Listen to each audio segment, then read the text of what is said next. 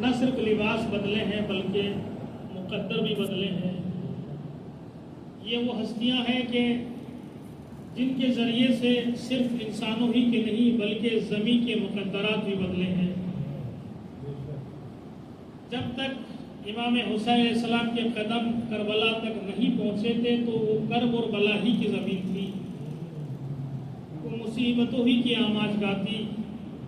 لیکن جب امام حسین علیہ السلام کے قدم وہاں پہنچے، آپ نے اپنے لہو سے اس کی آبیاری کی، تو وہ جو جگہ جو کرب اور بلا کی جگہ تھی وہ خاک شفا ہو گئی، وہ خاک شفا ہو گئی۔ اور خود وہ جگہ کے جو مسلسل یثرب کے نام سے جانی جاتی تھی، جب نبی پاک کے قدم مبارک وہاں پہنچے تو جو صرف یثرب تھی آپ کے قدموں سے متمسک ہو کر وہ مدینہ منورہ ہو گیا۔ تو خود ان سے وابستہ اگر کوئی جگہ بھی ہو جائے تو جگہ میں عظمت پیدا ہو جاتی ہے، لیکن جگہ کا اپنا اپنا ایک معیار ہوتا ہے۔ ہر جگہ ہر چیز نہیں ہوا کرتی، ہر جگہ ہر چیز پیدا نہیں ہوتی، ہر چیز نہیں اگتی ہے۔ جس جگہ میں جتنی لیاقت تھی اس نے اپنے اعتبار سے ان سے کسب کر لیا، ان سے لے لیا۔ دیکھیے اب یہاں پہ رکنا نہیں چاہ رہے تھے ہم، لیکن ایک جملہ پھر کہتے چلیں۔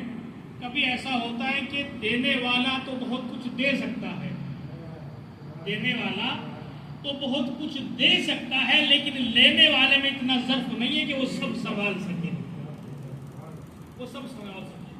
پروردگار عالم بندے کو بہت کچھ دے سکتا ہے، لیکن یہ بندے کا اپنا اپنا ظرف ہے، اللہ اتنا ہی دیتا ہے جتنا وہ سنبھال سکے۔ تو اہل بیت کے یہاں بھی اللہ ہی کی عطا ہے، اسی کے کرم سے کرم نوازی کرتے ہیں، تو ان کے یہاں بھی عطا میں کوئی بخل نہیں ہے، عطا میں کوئی کمی نہیں ہے، نہیں سامنے والا جتنا ظرف لے کے آ رہا ہے اسی اعتبار سے یہ دیتے چلے جاتے ہیں۔ تو جگہ میں جتنی تاثیر تھی، کربلا شفا لے سکتی تھی، اسے شفا دے دی، مدینے کی زمین نورانیت سے مدینہ منورہ بنا دی، لیکن یہ دل کی زمین سب سے افضل ہے، یہ دل کی زمین یہ سب سے افضل ہے۔ تو لہٰذا مومنین جب تک جتنا لینا چاہیں ادھر سے عطا ہوتی رہے گی، بس یہ چاہیے کہ ادھر کا جو ظرف ہے وہ وسیع ہوتا چلا جائے۔ ان کے یہاں در کی عطا اتنی ہے یہ تو حر جیسے کو بھی جو لعنت اللہ ہے اسے علیہ السلام بنا دیتے ہیں، اسے علیہ السلام بنا دیتے ہیں۔ فقط یہ ہے کہ وہ اس در پہ جب جتنا جھکتا چلا جاتا ہے اتنی عظمتیں بڑھتی چلی جاتی ہیں۔ ایک صلوات پڑھنے پر محمد وآل محمد، اللہم صلی علی محمد وآل محمد۔ اللہم صلی علی محمد وآل محمد۔ دیکھیے یہ جو ایام چل رہے ہیں، مجھے سوچا ہم نے کہ اسی کے اعتبار سے تھوڑا آپ حضرات کی خدمت میں عرض کیا جائے، اور چاہا یہ ہے ہم نے کہ خود امام سید سجاد علیہ السلام کے اس خطبے سے کہ جو آپ نے انشاء کیا، جو آپ نے دیا ہے دربار جامع عمومی میں، اس سے کچھ کلمات کو آپ کے سامنے عرض کیا جائے، اور خاص کر اس نحس سے کہ جو آپ نے خطاب کیا ہے، جو آپ نے وہاں پہ خطبہ دیا ہے، اس خطبے کا اثر کیا رہا، اس خطبے کا اثر کیا رہا۔ تو اپنی جو جملے وصیت کے پڑے ہیں ان سے تسلسل دیتے ہوئے کہ ہر ایک عزادار کے ذہن میں یہ بات اچھی طرح بیٹھ گئی ہوگی کہ امام حسین کیوں نکلے ہیں اور امام کا ہدف کیا ہے۔ امام نے اس وصیت نامے میں سب کچھ بیان کیا، جس کی مختصر سی لفظیں یہ ہیں کہ آپ فرما رہے ہیں کہ آپ نہیں نکلے ہیں انی لمخرج اشرن ولا بطرن ولا مفسدن ولا ظالمہ، نہ تکبر کے لیے، نہ شر کے لیے، نہ فساد کے لیے، اور نہ ظلم کرنے کے لیے۔ کس لیے نکلے؟ بل خرجت لطلب الاصلاح فی امت جدی، بلکہ ہمارے نکلنے کا ہدف یہ ہے کہ ہم اصلاح کریں، یعنی یہ جو برائیاں معاشرے میں پائی جا رہی ہیں ان برائیوں کو ختم کرنے کے لیے نکلے۔ اصلاح امت کے لیے نکلے ہیں. بس یہی پہ ایک میسج دیتے ہوئے جب بھی ہم بنام امام حسین کوئی پروگرام کریں, کوئی مجلس کریں, کوئی ماتم کریں, کوئی نذر کریں, کوئی نیاز کریں, تو اس بات کا خیال رہے کہ وہاں سے اصلاح کا پیغام جائے, فساد کا پیغام نہ جائے. وہاں فساد کا پیغام نہ جائے, اس لیے کہ امام کا ہدف ہی اصلاح ہے. تو جو بنام امام ہو رہا ہے اس میں سب سے پہلے اصلاح کا پہلو ہونا چاہیے. سب سے اہم اس میں اصلاح کا پہلو ہونا چاہیے. تو اسی لیے امام نے اب یہ خود وصیت نامہ کیوں آپ نے تحریر کیا, ایک مفصل گفتگو ہے, لیکن مختصر لفظوں میں اگر اس کو عرض کیا جائے تو یہ کہ آپ نے انقلاب کربلا سے پہلے, کربلا کے انقلاب کو برپا ہونے سے پہلے اس کی حفاظت کے انتظام کے لیے وصیت لکھی ہے. اس لیے کہ انقلاب کا برپا ہو جانا ایک مرحلہ ہے. آپ اور ہم نے اپنی مختصر سی زندگی میں کتنے انقلابات کو دیکھا جو رونما ہوئے, لیکن ادھر رونما ہوئے ادھر ان کی شکل کو بدل دیا گیا, اور جس لیے انقلاب آیا تھا وہ ہدف بھول جاتے ہیں لوگ. تو لہذا امام نے انقلاب کے برپا ہونے سے پہلے اس کا انتظامات کیے, اس لیے کہ تاکہ جب زرخرید مورخ اور زرخرید ذاکرین آ کے یہ بیان کریں کہ یہ دو شہزادوں کی جنگ تھی, تو وصیت نامہ پڑھ کے کہ یہ دو شہزادوں کی جنگ نہیں بلکہ حق اور باطل کی جنگ تھی. تو دوسرا انتظام جو آپ نے کیا کربلا کے تحفظ کے لیے, اس انقلاب کو بچانے کے لیے ہے, وہ اہل حرم کو اپنے ساتھ لے جانا. اہل حرم کو اپنے ساتھ لے جانا, اور یہ بہت بڑا کام ہے جو امام کر رہے ہیں. یہاں تک کہ اس دور کے جو بڑے بڑے لوگ ہیں جنہیں تاریخ بڑے سمجھدار لکھتی ہے, ایسے بڑے بڑے سمجھدار لوگ آگے آتے ہیں, کوئی محبت میں اور کوئی سفارشات کے پہلو سے آ کے امام کے سامنے آتا ہے. وہ کہتا ہے کہ آپ جا رہے ہیں, پہلے تو آپ بھی نہ جائیں, آپ بھی نہ جائیں, لیکن اگر آپ جا ہی رہے ہیں تو اہل حرم کو نہ لے کے جائیں, اہل حرم کو نہ لے کے جائیں. اب یہ متعدد لوگوں نے یہ کہا, اور امام نے جیسا کہنے والا تھا اسی کے اعتبار سے جواب دیا, اور امام اہل حرم کو آگے لے کے چلے. یہ ایک بہت اہم مرحلہ ہے کہ اہل حرم کو, چونکہ ایسا نہیں کہ جو خطرات یہ لوگ دیکھ رہے تھے وہ امام نہیں دیکھ رہے تھے. امام جو کچھ بقول استاد گرامی کے امام جو کچھ ان لوگوں کو آئینے میں نظر نہیں آ رہا تھا, امام نے مدینے کے کیچڑ میں اسے دیکھ لیا تھا آئندہ کیا ہونے والا ہے. امام اس کا بہت دور اندیشی کے ساتھ مطالعہ کر رہے تھے, اسٹڈی کر رہے تھے کہ آگے ہونے والا کیا ہے. تو ایسے نہیں امام کو خطرات سے آگاہ نہیں تھے, نہیں, امام خطرات کو بھی جانتے تھے, کیا ہونے والا ہے اس کو بھی جانتے تھے, لیکن پھر بھی اہل حرم کو لے کے جا رہے ہیں. کیوں؟ اس لیے لے کے جا رہے ہیں اگر اہل حرم نہ ہوتے تو یہ غدیر ہی کی طرح پیغام وہیں رک جاتا, کربلا سے باہر نہ آتا. یہ پیغام کربلا سے باہر نہ آتا. اور جو 1,24,000 انبیاء کی محنت تھی جس کے وارث حسین ہوئے ہیں, اس دین کو بچانے کے لیے یہ قربانیاں بھی چلی جاتی اور پیغام وہیں کے وہیں دفن ہو جاتا. پھر سوال یہ اگر اہل حرم کو نہ لے کے تو کیا ہوتا؟ ہوتا یہ کہ جنگ ہوتی کا نہیں, جنگ بھی ہوتی. امام حسین شہید کیے جاتے, ہاں شہید بھی کیے جاتے, امام حسین کو شہید بھی کہا جاتا. اور کوئی بعید نہیں ہے کہ یہ اعلان کیا جاتا کہ دیکھو یہ سب کچھ ہوا لیکن یزید کی مرضی کے خلاف ہوا, یزید نے حکم ہی کہاں دیا تھا. اور پھر بہت ممکن تھا کہ یزید بھی مجلس فاتحہ رکھتا اور منبر پہ آنے کے بعد افسوس کرتا کہ ہمیں بھی افسوس ہے کہ ان پہ یہ بڑے بڑے مظالم ہوئے اور ہمیں بھی اس کا درد ہے. یعنی سب کچھ ہو جاتا لیکن قاتل کے چہرے سے نقاب نہ الٹتی, قاتل کے چہرے سے نقاب نہ الٹتی, قاتل نہ پہچانا جاتا اور پیغام وہیں کے وہیں رک جاتا, وہیں کے وہیں دب کے رہ جاتا. لہذا اہل حرم کو امام حسین لے کے چلے ہیں کہ ہدف اتنا مہم ہے, ہدف اتنا مہم ہے کہ اگر ہاتھوں میں ریشمہ بندھے تو بن جائے لیکن ہدف بچ جائے. اگر سروں سے چادریں چھن جائے تو چھن جائے لیکن ہدف کو زندہ رکھنا مہم. تو اسی لیے اہل حرم کو لے کے چلے ہیں. کیوں؟ اس لیے کہ جب اہل حرم کو لے کے جائیں گے تو کوئی دربار میں بولے گا, کوئی بازار میں بولے گا, اور یہ بولیں گے نہیں. یہ ایک بڑا مرحلہ ہے کہ یہی سے سنے, یہی سے گفتگو کا آغاز ہو رہا ہے. یزید نے کیا کیا؟ طاقت کے زوم میں آ کے یزید نے یہ کیا کہ کربلا کو مقتل بنا دیا.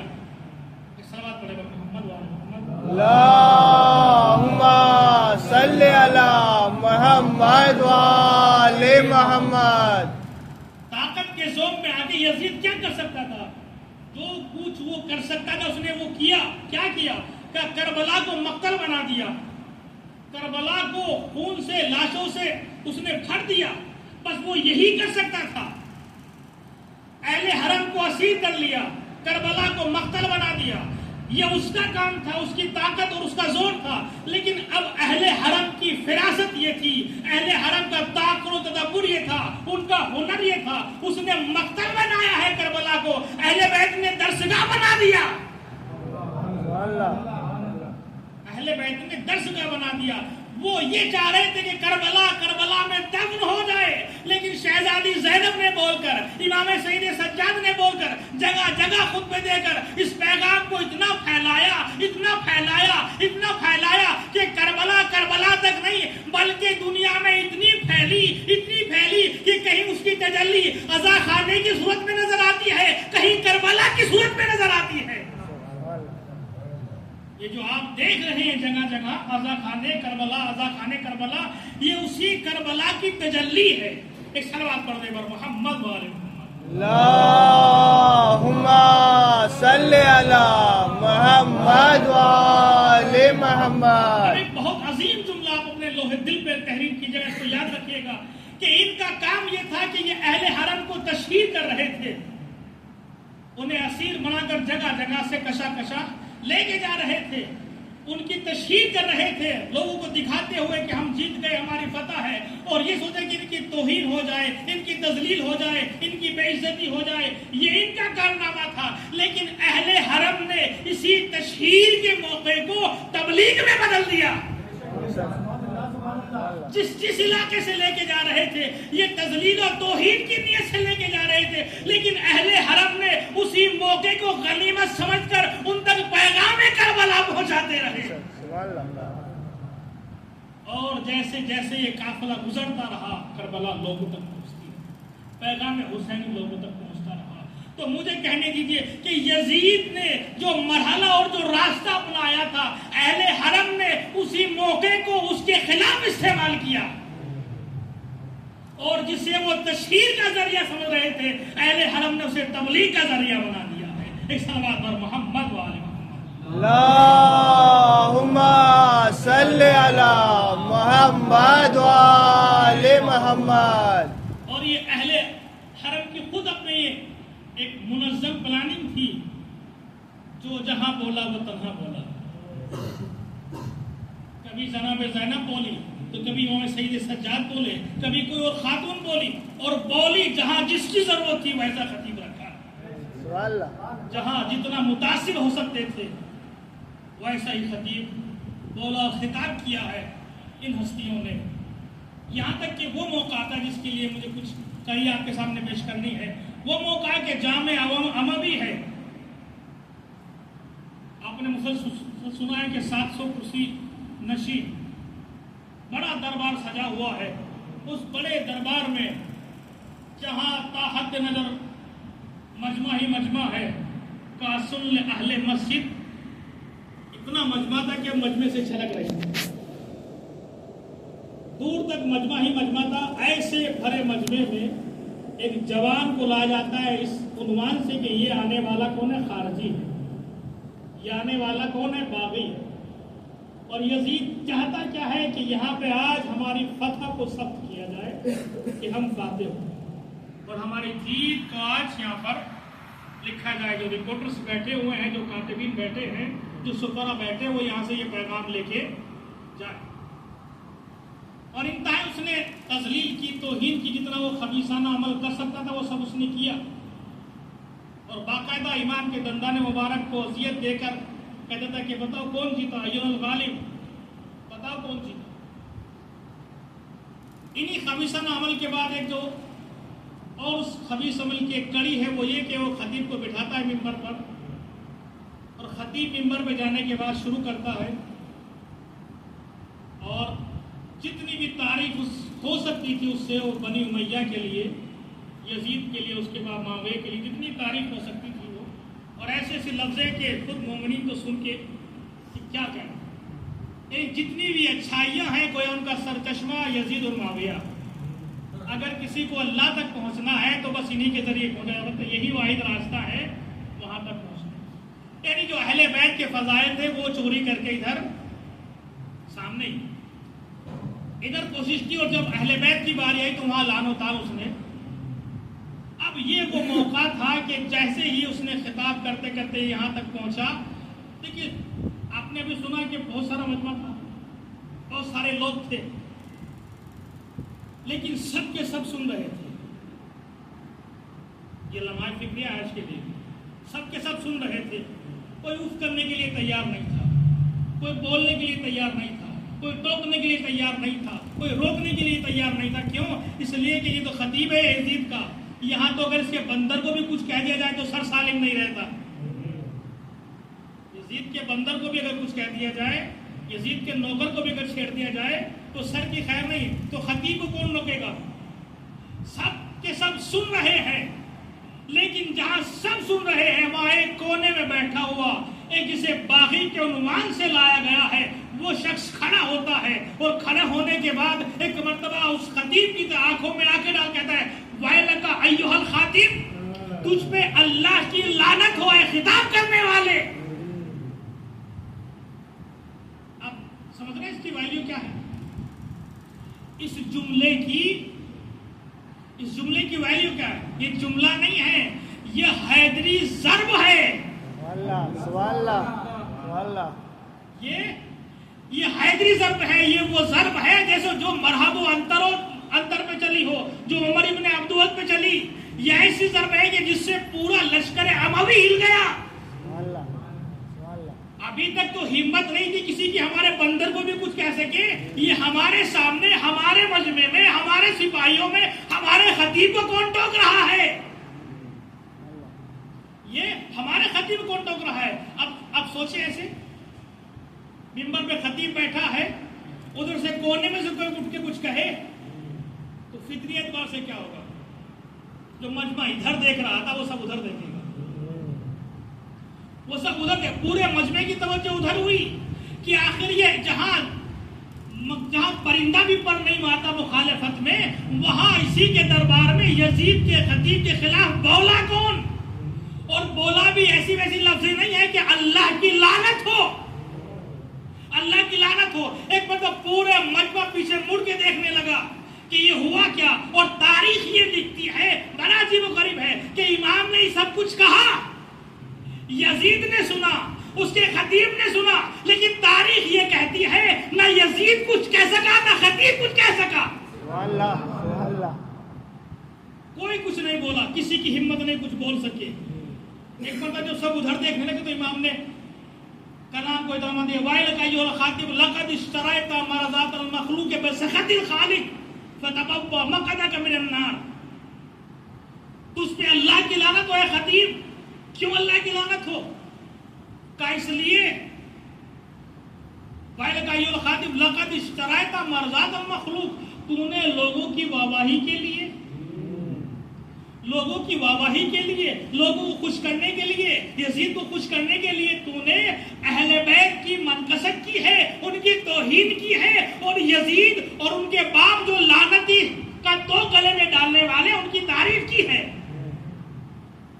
لقد اشتريت مرضات المخلوق بسخط الخالق، یا میری تعبیر میں یوں کہوں کہ تو نے دنیا کو خرید لیا ہے، آخرت کو بیچ دیا ہے، تو نے اپنے ایمان کا سودا کر لیا ہے۔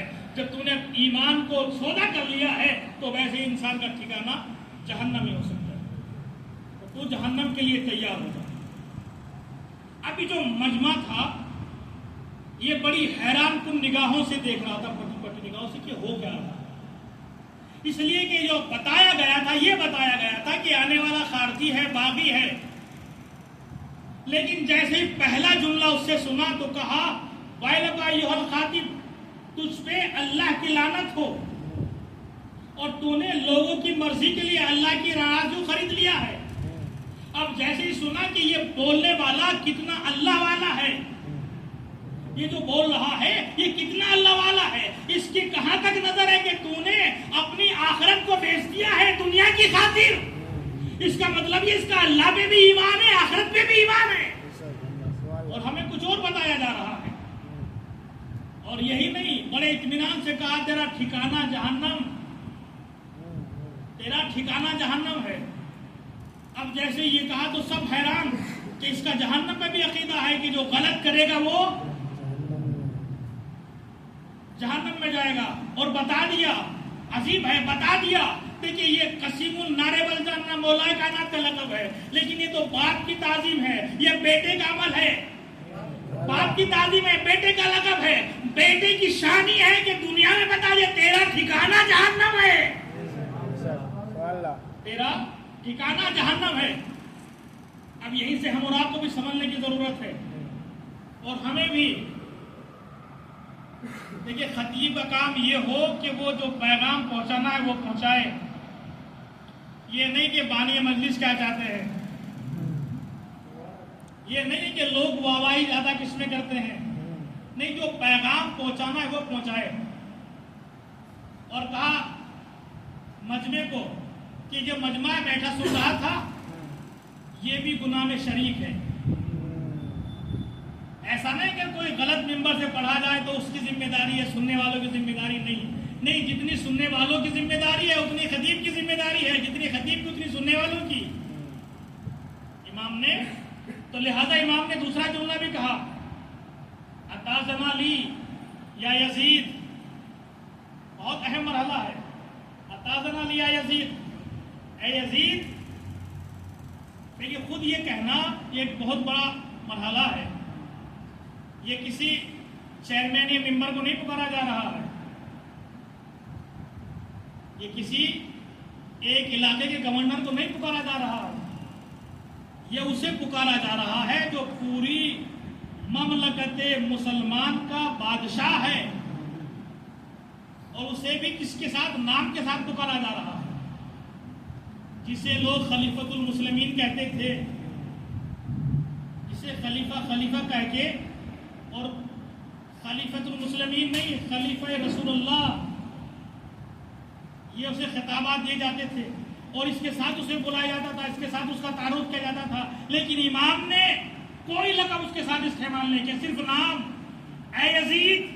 تو اے یزید کہہ نہیں رہے تھے، بلکہ پورے مجمع کو بتا رہے تھے کہ یہ دیکھو جس کے دل میں بغض اسلام ہو، بغض آل محمد ہو، اس کی حوصلہ افزائی القاب لگا کے نہ کرو، بلکہ نام لے کے اسے اس کی اوقات بتانے کی ضرورت ہے، نام لے کے اسے اس کی اوقات سمجھانے کی ضرورت ہے، اس لیے کہا ہے یزید۔ اور یہ بہت بڑا مرحلہ تھا۔ اتازنا لی، کیا مجھے اجازت ہے اسعد علی ھذا الاوعاد کہ میں اس لکڑی کے ڈھانچے پہ چڑھوں؟ دیکھیے یہ وہ ہیں کہ جو نہج بلاغت دینے والے ہیں، جو ادب اور بلاغت کا نہج دینے والے ہیں، یہ ان کے چشم و چراغ ہیں، ایسا نہیں ان کو لفظ آتی نہیں ہے، یہ ممبر کہہ نہیں سکتے۔ سبحان اللہ۔ بھائی اگر صاحب ممبر نہ کہے تو کون کہے گا؟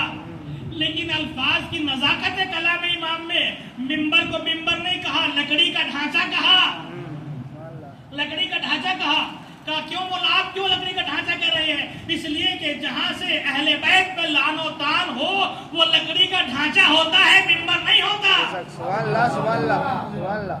ممبر نہیں ہوتا، ممبر وہی ہوتا ہے جہاں سے دین کا پیغام پہنچا جائے، فضیلت آل محمد کو بیان کیا جائے۔ ایک صلوات پڑھ دیں بر محمد و آل محمد۔ اللہم صلی علی محمد و آل محمد۔ جہاں سے فضائل آل محمد کو بیان کیا جائے، کیا مجھے اجازت ہے کہ میں جاؤں اس لکڑی کے ڈھانچے پر؟ اور خطاب کیسا ہو؟ فَأَتَكَلَّمُ بِكَلَامٍ فِيهِ لِلَّهِ تَعَالَى رَضَا وَلِهَؤُلَاءِ عَدْلٌ وَثَوَابٌ۔ تاکہ میں اس منبر پہ جا کے ایسا کلام کروں جس میں اللہ کی رضا ہو. بس خطیب کی ذمہ داری یہی ہے کہ اس کا کلام ایسا ہو کہ اس میں اللہ کی رضا ہو. وَلِهَٰؤُلَاءِ الْجُلَسَاءِ أَجْرٌ وَثَوَابٌ. اور جتنے بیٹھنے والے ہیں یہ سننے والے ہیں ان سب کے لیے بھی اجر و ثواب ہو. جی خطیب وہی ہے, خطبہ وہی خطبہ ہے کہ جس میں اللہ کی رضا بھی ہو اور اجر و ثواب ہو سننے والوں کے لیے. لیکن اگر ایسا نہیں ہے تو خطیب بھی اپنا ٹھکانہ جہنم میں بنا رہا ہے اور اس کے ساتھ ساتھ سننے والے بھی. جی ایک طرف بات نہیں جاتی. تو لہذا امام نے کہا کہ ایسا کلام کروں گا جس میں اللہ کی رضا ہے اور ان سننے والوں کے لیے بھی ثواب ہے. اب جیسے اتنی بات کہی تو پوری جو فکریں تھی وہ پوری چینج ہونے لگی. فکروں میں انقلاب آ گیا, دلوں میں ہلچل ہے. ابھی جو رائٹرز بیٹھے ہوئے تھے وہ لکھنے والے تھے لیکن کوہنیاں جب نہیں ماری ہو کہ رک جاؤ ابھی منظر بدل رہا ہے, ابھی منظر بدل رہا ہے, ابھی کچھ مت لکھو, ابھی دیکھتے رہو ہونے کیا والا ہے. ایک مرتبہ سب ادھر دیکھ رہے ہیں, ادھر سے امام نے یہ کہا کہ اجازت ہے کہ میں اس لکڑی کے ڈھانچے پہ جاؤں. ادھر سے یزید کو پریشر شروع ہوا کہ آپ اجازت دیجیے, آپ بھیجیے, لیکن نہیں. پورا مجمع یہ چاہتا ہے کہ ممبر پہ جائے لیکن یزید نہیں چاہتا کہ ممبر پہ جائے. پورا مجمع چاہتا ہے کہ ممبر پہ جائیں اور ہم ایسا کلام سنیں جس میں اللہ کی رضا بھی ہو, ہمارے لیے ثواب بھی ہو. لیکن یزید آمادہ نہیں ہے. جب سب پریشر ڈال رہے ہیں یہاں تک کہ خود اس یزید کا بیٹا جو معاویہ تھا, دیکھیے ابو سفیان کے دو بیٹے, ایک معاویہ, ایک یزید اور معاویہ. اس یزید کا بھی ایک بیٹا معاویہ.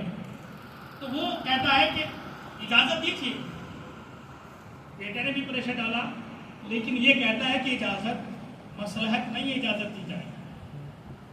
کیوں؟ اب خود کہتا ہے انہو من اہل بیتی. تم سمجھے کوئی بنیا بقال ہے, تم سمجھے کوئی بنیا بقال ہے؟ نہیں, یہ اہل بیت سے ہے, یہ اہل بیت سے. ہاؤلائے ورث العلم والفصاحہ, یہ وہ ہے کہ جن کو فصاحت اور علم ورثے میں ملتا ہے. انہیں فصاحت اور علم ورثے میں ملتا ہے. اور صرف یہی نہیں رکا, وَزَقُّ الْعِلْمَ زَقًّا, اور ان کو علم ایسے دیا جاتا ہے جیسے کبوتر ایک پرندے کو دیتا ہے, جو چوزا ہوتا ہے اسے دیتا ہے. اب اس میں کیا خاص بات ہے؟ کہ اس میں خاص بات یہ ہے کہ اور جو پرندے اپنے بچے کو غذا دیتے ہیں اس میں کچھ کمی آ جاتی ہے, لیکن جب کبوتر اپنے بچے کو دیتا ہے تو جیسا دانا لیتا ہے ویسا ہی دیتا ہے. تو اس کے علم کی شان کو پہچانو. ایک تو یہ ہے کہ یہ جب خطیب آئے گا منبر پہ تو یہ کمال فصاحت سے گفتگو کرے گا, اور کمال فصاحت نہیں ہے, یہ کمال علم بھی رکھتا ہے. اور کمال علم بھی ایسا کہ جیسا ادھر سے ملا تھا ویسے ہی تک پہنچایا گیا ہے. سبحان اللہ. ویسے ہی اسی کمال کے ساتھ اس تک پہنچایا گیا ہے. لہذا یہ جب تک ممبر سے اترے گا نہیں جب تک پوری بنی امیہ کو ذلیل نہ کر دے, جب تک. دیکھیں الفضل ما شہدت بہ الاعداء, فضیلت تو وہی ہوتی جس کا دشمن بھی اقرار کرے. سبحان اللہ.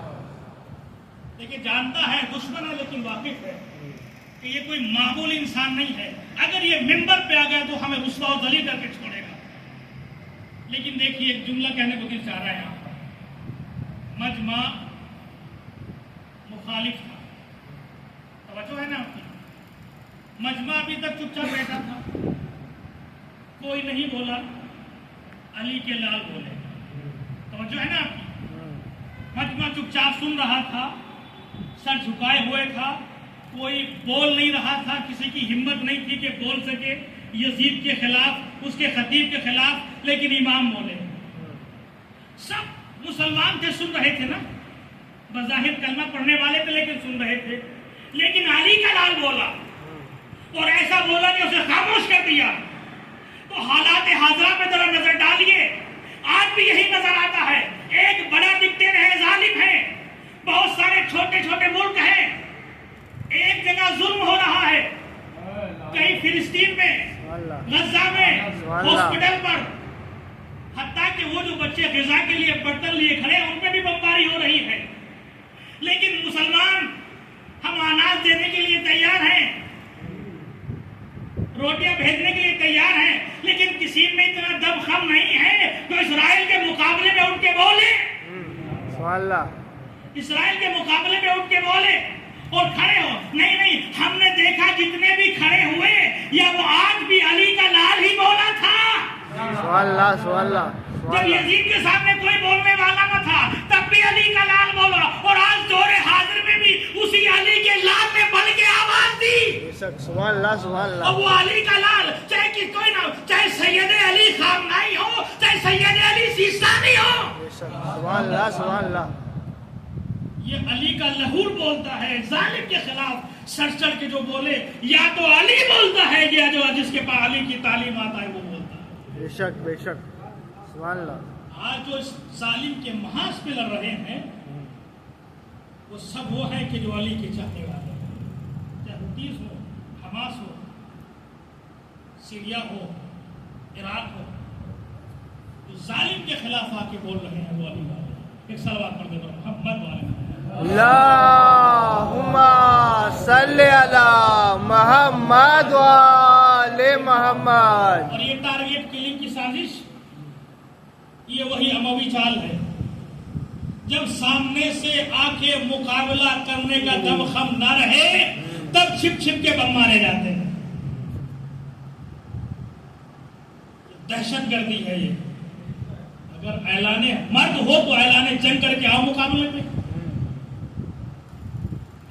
یہ بالکل وہی اموی سازش ہے جیسے مالی کے اسٹر جا رہے تھے, جب دیکھا کہ اگر یہ مصر میں آ گئے تو انہیں جھکایا نہیں جا سکتا, لہذا چوری سے اس ٹائم اس طرح ٹارگیٹ کلنگ نہیں تھی, لہذا خفیہ طریقے سے زہر دلا دیا گیا تاکہ یہ راستہ صاف ہو.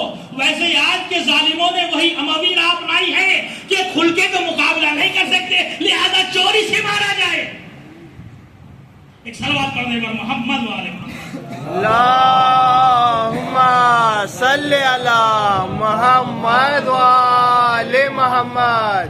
اب یہاں پہ ایک عظیم جملہ اور میں کہنا چاہتا ہوں کہ مجمع سن رہا تھا اور بول نہیں رہا تھا. مجمع سن رہا تھا, بول نہیں رہا تھا, لیکن جیسے ہی علی کے لال بولا, علی کا لال بولا تو مجمع کو ہمت آئی. لوگ سوال یہ کر رہے تھے, بہت دنوں تک یہ سوال ہوتا رہا بھائی ایران حملہ کیوں نہیں کرتا, لیکن جب حملہ ہوا تو پوری دنیا نے دیکھا کیسے حملہ ہوا. اب اس کا اثر ہم نے جانتے کیا ہوا ہے, یہ تو تاریخ بتائے گی, آپ کا مطالعہ بتائے گا. لیکن ہم صرف اتنا کہتے ہیں کہ جس سپر پاور طاقت کے خلاف کوئی پر مارنے کی ہمت نہیں کرتا تھا, اب اس کے خلاف ہر خاص و عام بول رہا ہے. سبحان اللہ. ہر خاص و عام بول رہا ہے. کہ یہ ہمت کہاں سے ملی؟ کہ یہ ہمت علی کے جب سے ملی. جیسے علی کے علی لال نے دربار یزید میں جب بولا تو مجمع بھی ہاں میں ہاں ملانے لگا اور مجمع کو ہمت دی علی کے لال نے. ویسے ہی ایک علی کے لال نے وہاں ہمت دی, ایک علی کے لال نے ہمت کر کے یہاں ہمتیں دی. سبحان اللہ. اب مجمع وہاں بیٹھا ہوا تھا, لیکن اب ہمت آئی, کوئی بول سکتا ہے. اب پورے مجمع نے کہا نہیں, ان کو اجازت دی جائے. پھر میں ایک حسین جملہ یہیں پہ آپ کی سماعتوں کے حوالے کرتا ہوں, تو ذرا سوچے گا جملے پر. مجمع چاہ رہا تھا کہ ان کو موقع ملے, یزید نہیں چاہ رہا, اور اس نے بتا بھی دیا کیوں نہیں چاہ رہا ہے. لیکن مجمع مصر رہا, نہیں غور کیا آپ نے. مجمع اصرار کرتا رہا کہ نہیں, ان کو اجازت دی جائے. دیکھیں پہنچیے پیغام تک. ان کو مجمع چاہ رہا تھا کہ ان کو اجازت ملے, یزید نہیں چاہ رہا تھا. یعنی اگر مجمع اپنی پہ آئے, اگر مجمع کوشش کرے, اگر مجمع بیدار ہو, اگر مجمع ہمت سے کام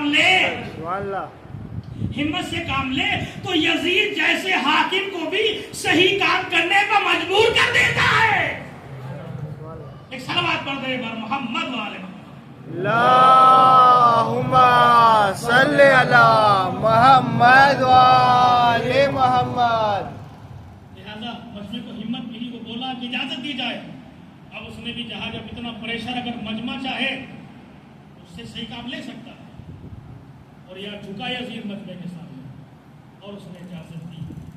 اب جیسے اجازت دی تو پھر جو امام نے وہاں پہ خطاب کیا ہے وہ خطاب تاریخ میں اپنا کردار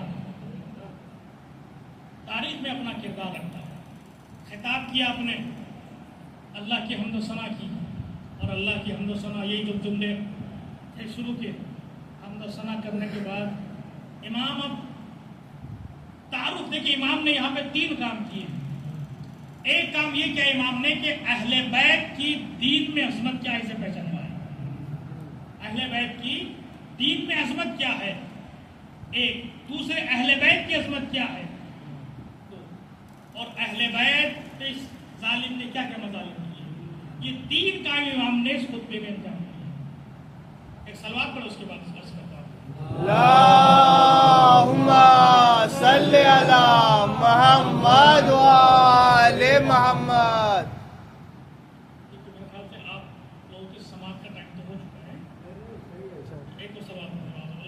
اللہم صل علی محمد وآل محمد. ایک جملہ میں کر دیتا ہوں کیونکہ 40 منٹ ہو گئے. ایک اور سلوات پڑھو. اللہم صل علی محمد وآل محمد. اب جیسے امام خطاب کرتے ہیں اور یہاں پہ جو بیان کرتے ہیں کہ اعطینا شدۃ وفضلنا بصبر، اللہ نے ہمیں 6 چیز عطا کی ہیں اور 7 چیزوں کی ایک فضیلت دی ہے. اعطینا العلم والحلم والسماحۃ والفصاحۃ والشجاعۃ والمحبۃ فی قلوب المؤمنین. اللہ نے ہمیں علم دیا ہے، اور علم ایسا کہ ابھی آپ نے گواہی سنی. اللہ نے ہمیں علم دیا ہے، علم ایسا کہ ابھی آپ نے گواہی سنی. یا تو نبی شہر علم ہے اور علی اس کا دروازہ ہے. اس کے علاوہ کسی کی اور کوئی گنتی نہیں ہے ان کے سامنے. ان کے علم کے سامنے علم ایسا کہ علم لدنی ہے، علم ایسا کہ یہ اس مخزن کو جانتے ہیں کہ جہاں پہ وحی اترتی ہے. ان سے بہتر علم رکھنے والا کون ہو سکتا ہے؟ اس لیے کہ اللہ نے ہمیں ہدایت کے لیے چنا ہے، اور ہدایت کے لیے پہلی شرط ہے علم.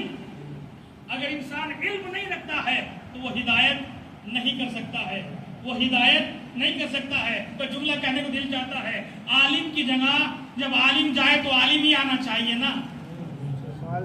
عالم کی جگہ عالم ہی آنا چاہیے. کوئی چنے بیچنے والا، کوئی سبزی بیچنے والا، یہ ایک تو سب پروفیشنل کوئی بھی ہو، عالم نہ ہو. ایک MBBS ڈاکٹر ہے، وہ چلا جائے اس کی جگہ کوئی مشتاق بھائی جا کے بیٹھ سکتے ہیں. یہ کوئی بھی ہم میں سے جو مشتاق ہے جو بھی اشتیاق رکھتا ہے ایک گدی، ایک کرسی کا، ایک گدی کا، اور سہیل بھائی چلے جائیں کوئی اور بیٹھ سکتا ہے جا کے؟ نہیں. اتنی لیاقت ہو جو اس گدی کی ضرورت ہے، اتنی لیاقت ہو جو اس ڈگری کی ضرورت ہے. تو خاتم النبیین جا رہے ہیں، سید المرسلین جا رہے ہیں، تو لہذا کم سے کم ان کی شایان شان دے کے تو بٹھاؤ. بعلم جا رہا ہے تو جانشین ایسا ہو تو جو عالم ہو، صابر جا رہا ہے ایسا تو جو صبر رکھنے والا ہو. ایسا تو کہیں نہیں ہوگا کہ جا رہا ہے عالم اور عمر کے لحاظ سے دیکھا جائے کہ بھائی ہاں ان کی عمر سب سے زیادہ ہے، بس چاند بھائی یا آفتاب بھائی اس کی بھی زیادہ ہو. کیا جا رہا ہے کہ لہذا مولانا جا رہا ہے تو ان کو بٹھایا جائے؟ کا موٹی سی عقل رکھنے والے بھی، بھروچ جماعت میں بھی موٹی سی عقل رکھنے والے بھی ایسا نہیں ہوتا. کوئی عالم جائے اس کے جس کی جگہ پہ کسی جاہل کو بٹھا دے اور ملا کیا ہو کو دیکھا جائے کون بڑا ہے. اللہ جانے وہ کتنے سمجھدار مسلمان تھے. ایک صلوات پڑھے محمد والے. اللہم صل علی محمد وآل محمد اوتینا العلم، علم ہمیں دیا گیا ہے. کیا صرف علم سے کام چل جائے گا؟ علم تو بہتوں کے پاس ہوتا ہے. کہا نہیں نہیں، علم کے ساتھ اوتینا الحلم، ہمیں علم بھی دیا گیا ہے. اس لیے کہ جب عالم ہوتا ہے تو ہزارہ مشکلات آتی ہے تو اس کا دل بھی بڑا ہونا چاہیے. اس کا دل بھی ایسا ہو کہ پوری جماعت کو، پوری امت کو وہ اپنی اولاد کی طرح لے کے آگے چل سکے. اس کا دل بھی ایسا ہو کہ جو خامنہ اور سید علی حسینی کی طرح آگے بڑھ سکے. کہ دل بھی ایسے ہی ہوتے ہیں. کا دل بھی بہت بڑا ہو. علم دیا گیا، حلم دیا گیا. اوتینا العلم والحلم والسماحہ. ٹھیک ہے، عالم بہت بڑے ہیں، دل بھی بڑا ہے، لیکن ہاتھ جیب میں سے نہیں نکلتا ہے. جیب سے یہ بھی بہت مشکل مرحلہ ہے. دیکھیے، دولت کا ہونا ہی کمال نہیں ہے. جیسے دولت عزتیں دیتی ہے ایسے ذلیل بھی کرا دیتی ہے. اگر دولت ہو اور اسے اس کے مستحق تک صحیح صحیح کاموں میں صرف کیا جائے تو یہ لوگ خدیجہ کی طرح عزتیں پاتے ہیں. اور اگر دولت ہو لیکن اسے جیب ہی میں رکھا جائے، مستحق تک وہ نہ دیا جائے، صلہ رحم نہ کیا جائے، تو وہ قارون و فرعون و یزید کی طرح ذلیل بھی کراتی ہے. تو لہذا امام نے فرمایا ہمیں علم دیا گیا، ہمیں علم دیا گیا ہے، اور اس کے ساتھ ساتھ ہمیں سخاوت بھی دی گئی ہے.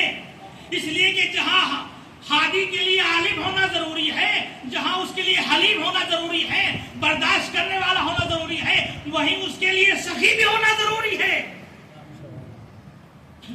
اب مجھے کہنے دیجئے کہ نبی کا جانشین وہ تو ہو سکتا ہے کہ جو سارا مال کما کے، آپ سمجھے صرف معجزے کے ذریعے مقداد کو بنا دیا پتھر سونا. نہیں، یہ بہت شاید و نادر واقعہ.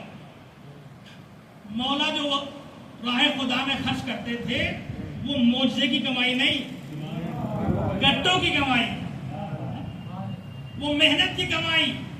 معجزہ تو کسی کو سمجھانے کے لیے دکھا دیا کبھی، کمال امامت بھی ہے ہمارے پاس، لیکن جو راہ خدا میں دیتے تھے وہ اپنی کمائی.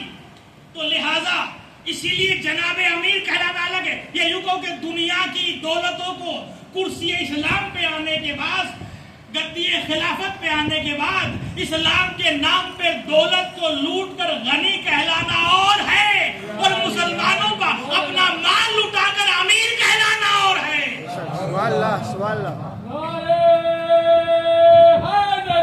یا علی. امیر کہلانا کا سخی ہے. دیکھیے بات یہاں سید علامہ ذیشان حیدر مرحوم بہت حسین تعبیر یہاں کرتے ہیں. میں گفتگو کو بس اختتام کی طرف لے کے جا رہا ہوں. اور دیکھیے یہ جیب سے نکالنے والا مرحلہ بڑا سخت ہے. یہاں پہ ذیشان صاحب مرحوم ایک عظیم مثال دیتے ہیں. وہ کہتے ہیں کہ جب ایک صاحب دینے لگے راہ خدا میں، جیب میں ہاتھ ڈالا تو 1000 بھی ہے، 2000 بھی ہے، 1000 بھی ہے، 500 بھی ہے، 100 بھی ہے، اور وہیں خوش قسمتی سے 20 کا بھی ہے. تو ظاہر ہے کہ مجمع کا کیا جواب، کون سا نوٹ دیا جائے؟ آپ نے جناب خود ہی جواب بتا دیا، جہاں خوش قسمتی آیا ہے بس وہی 20 کا. ہاں کوئی بہت بڑی پریشانی ہو اس کے حل کے لیے شاید 100 کی طرف ہاتھ بڑھ جائے، شاید 100 کی طرف ہاتھ بڑھ جائے. کہتے کہ یہ بہت بڑی اہم چیز ہے کہ یہ ایمان کب ہے ہمارا. ایک جملہ دل کہنا چاہتا ہے، یہ ایمان کب ہے؟ جب قرآن کی آیتیں نازل ہو چکی، احادیث بیان ہو چکی، 10 گنا 100 گنا یا اس سے بھی زیادہ، اور ممکن اگر خلوص سے روٹیاں بھی دو تو سورہ دہر آ جائے. یہ تو تمہارے خلوص کے اوپر بات ہے. لیکن یہ کب ہے؟ یہ جملہ ان کا تھا. لیکن ایک جملہ مجھے بھی کہنے کو دل چاہتا ہے کہ ایک جملہ مسلمانوں کا آج 1400 سال کے بعد ہے، لیکن اللہ نے عظمت جناب خدیجہ الکبریٰ کے ایمان کی کیا عظمت ہوگی. ابھی اسلام کی شروعات تھی، ابھی تو قرآن کا نزول بھی تمام نہ ہوا تھا. آج ہم دیتے ہیں تو دیکھیں جو سب سے چھوٹا نوٹ ہو اسے دیا جاتا ہے، لیکن عظمت ابو طالب کو، عظمت جناب خدیجہ الکبریٰ کو ہمارا لاکھوں سلام. جتنی دولت تھی سب اسلام پہ لٹا دی. سبحان اللہ، سبحان اللہ. تو مسلمانوں اگر ایمان کا جائزہ لینا ہے تو یہاں اپنے اس ایمان کی چوکھٹ پہ کھڑا ہو کر ایمان کے ہمالیہ پہ نظر کرو تو وہاں جناب خدیجہ ہی نظر آئیں گی. سبحان اللہ. ایک صلوات پڑھ دے بر محمد والا. اللہ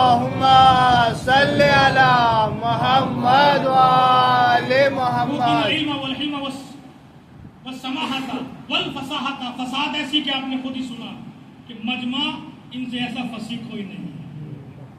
گواہی دے رہے کہ پورے مجمع کو بدل دیا. خیر میں اپنے موضوع کو مکمل نہیں کر سکوں گا, بس میں مجبوراً یہی ہوں اسی جملے کے تمام کو روک رہا ہوں. والسماحت والفصاحت والشجاعت والمحبت فی قلوب المؤمنین. چونکہ وقت میں گنجائش نہیں ہے کہ شجاعت اور محبت مومنین کو کھولا جائے. امام مسلسل یہ خطبہ دے رہے ہیں اور لوگ منقلب لوگ بدل رہے ہیں. ظاہر ہے کہ آپ کو معلوم ہے یہ خطبہ اور یہ خطاب اس کا اثر وہ بہت گہرا ہے.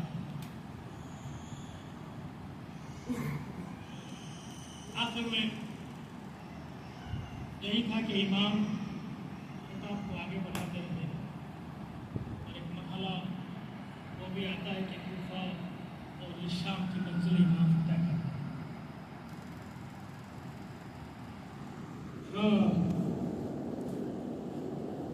آپ نے مسلسل کربلا کے بعد سے ابھی تک جو ایام گزرے ہیں اس میں چند سے سنے ہوئے ضرور جن میں آپ نے مسائل سماعت کیے. کربلا جب تک امام شہید ہوئے یہ کہا جائے عصر عاشور تک کے مسائل اور ہیں اور عصر عاشور کے بعد مسائل اور. عصر عاشور تک قربانیوں کا بازار گرم ہے. امتحان گاہ میں امام حسین, کبھی عباس کی قربانی, کبھی علی اکبر کی قربانی, کبھی علم محمد کی قربانی, کبھی اور چاہنے والوں کی قربانی. لیکن عصر عاشور کے بعد اب منزل امتحان بھی بدل جاتا ہے, مسائل بھی بدل جاتے ہیں. اب جناب زینب اور سید سجاد ہوتا ہے. ہاں عزادارو یہ اس امام مظلوم امام کے ماتم کی اس محرم کی یہ شب ہے. آپ سب عزادار ہیں, یقیناً کافی گریہ کیا ہوگا, لیکن یہ اس عزادار کی مجلس ہے جو جب تک زندہ رہا اپنے بابا کو روتا رہا, جب تک زندہ رہے کربلا کو یاد کرتے رہے, جب تک زندہ رہے کبھی بابا کی پیاس کو یاد کرتے ہیں. ہاں یہ وہ مظلوم امام ہے جس نے ایسے ہنگامی حالات میں امامت سنبھالی ہے جب خیموں میں ایک مرحلہ وہ تھا جب شہزادی زینب آتی ہے اور شہزادی زینب آگے بڑھنے کے بعد شانے کو ملاتی ہے. اے میرے وقت کے امام ذرا دیکھی تو صحیح یہ کیسی آواز ہے. ایک مرتبہ کا پھوپھی اماں ذرا خیمے کا پردہ تو ہٹائیے. اب جیسے ہی خیمے کا پردہ ہٹائے گا السلام علیکم یا ابا عبداللہ, کیا بھتیجے یہ کیا کہہ رہے ہیں؟ پھوپھی اماں وہ نیزے پہ میرے بابا اللہ اکبر. وہ یہاں سے امام منزل امامت کو سنبھالتے ہیں اور جو سب سے پہلا مسئلہ امام سے پوچھا جاتا ہے, ارے وہ مسئلہ اتنا اہم اور اتنا دردناک ہے کہ امام پوری زندگی اگر اسی کو یاد کر کے گریہ کرتے رہے تو وہ کافی ہے. کیا جب خیام میں آگ لگائی جا رہی ہے, بیویاں اس خیمے سے اس خیمے میں چلی جا رہی ہے, ارے آل محمد پہ بڑی مصیبت کا وقت ہے, عباس کو کوئی یاد کرتا ہے, کوئی علی اکبر کو یاد کرتا ہے, ارے جب ایک خیمہ اکیلا خیمہ بچا, ایک مرتبہ شہزادی زینب ہاتھوں کو جوڑ کے کہتی ہے اے وقت کے امام ایسا نہیں ہے کہ شہزادی کو معلوم نہیں تھا, نہیں نہیں امام وقت ہے تو امام وقت سے استفسار کیا جائے. ایک مرتبہ کہا جل کے مر جائے یا باہر نکل جائے. ہاں ہاں یہ کچھ سوال بتا رہا ہے کہ نبی زادی کے لیے, علی کی بیٹی کے لیے شاید مر جانا جل جانا آسان ہو, ارے خیمے سے بے پردہ نکلنا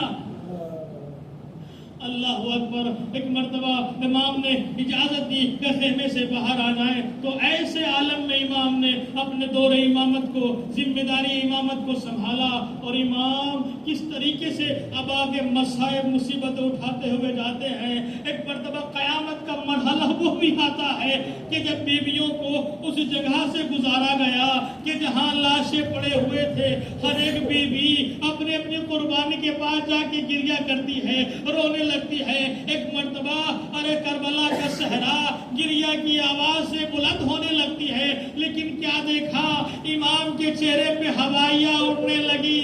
غم سے ایسا لگتا ہے کہ جیسے روح نکل جائے گی. ایک مرتبہ کہا, میرے بھیا کی نشانی یہ میں کیا دیکھ رہی ہوں, کیا غم سے جان دے دو گے؟ ارے ہاتھوں کو جو خوب, اے میری پھوپھی, ارے وہ جوان کیا کرے جس کے باپ کا لاشا ارے تپتے صحرا میں پڑا ہوا ہے. جوان اتنا مجبور ہے, نہ بابا کے لاشے کو اٹھا سکتا ہے, نہ دفن کر سکتا.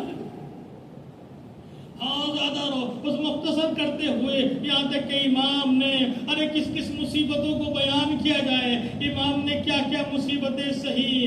ارے امام نے کبھی سر پہ پتھر آ کے لگتے ہیں, کبھی آگ ڈالتے ہیں, کبھی کھولتا ہوا پانی ڈالتے ہیں, کبھی راہوں میں کانٹے بچھا دیتے ہیں. اللہ اللہ.